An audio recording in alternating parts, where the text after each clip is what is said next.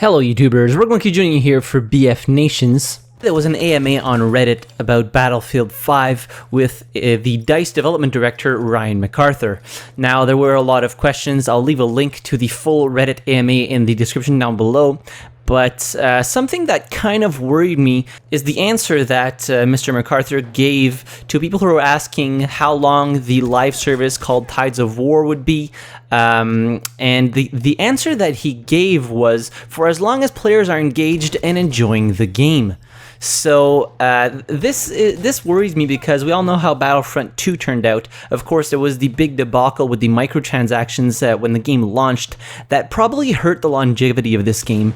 But there was a lot of content that was promised as a live service for Battlefront 2 on which mostly hasn't really been delivered. The game died down pretty fast, and you could really tell by the amount of content being added to Battlefront 2 that they were kind of pulling the plug on that game because of the dying player base. Now, what worries me about the answer for as long as players are engaged and enjoying the game is, will Battlefield 5 suffer the same fate as, for example, Star Wars Battlefront 2 with the live service? So if the game isn't popular enough, or for some reason sales aren't as expected, because notably of the cosmetic system in Battlefield 5, with all of the backlash that it had with the women being implemented in World War II. I'm not really going to talk about that. It's been covered far and wide. There's a bunch of videos out there about people having opinions on it. That's not the topic of discussion. The topic of discussion is, will Battlefield 5 die down within a few months if people aren't that interested in the game? If the sales figures weren't there, are we even going to get any DLC content? All these promises are nice and everything, but I would rather have something like the premium model.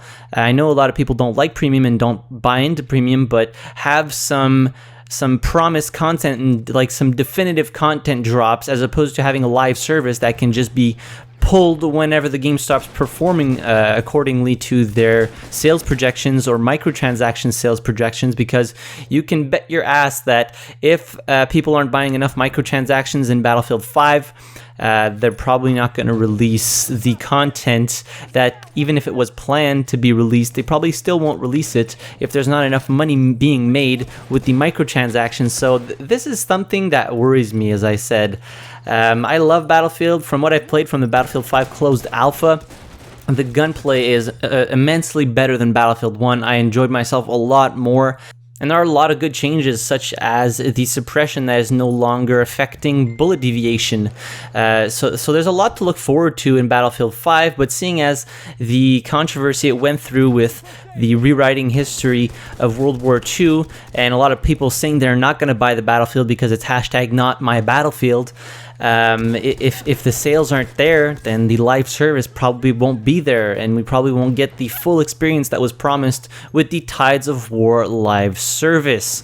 So, on that note, that's pretty much all I had to say. I hope they won't pull the plug on the game if it doesn't perform to their expectations. If it doesn't, the sales don't perform good. I mean, people are looking forward to going on this wild ride with Battlefield 5, and that the game keeps getting updated even like 1 to 2 years after its launch, as is Battlefield 1. Now, Battlefield 1 has had its slew of problems, but hopefully Battlefield 5 is in for the long run. It's going to get updated frequently, and is not going to get thrown in the trash can as soon as it stops making as much money as they were expecting. Let us know your thoughts down below about the Tides of War live service for Battlefield 5. If you would have preferred premium instead of the live service, if you think that it won't last as long as you would hope.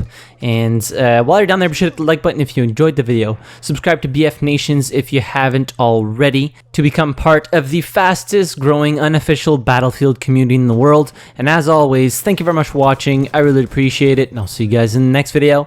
Have a good one.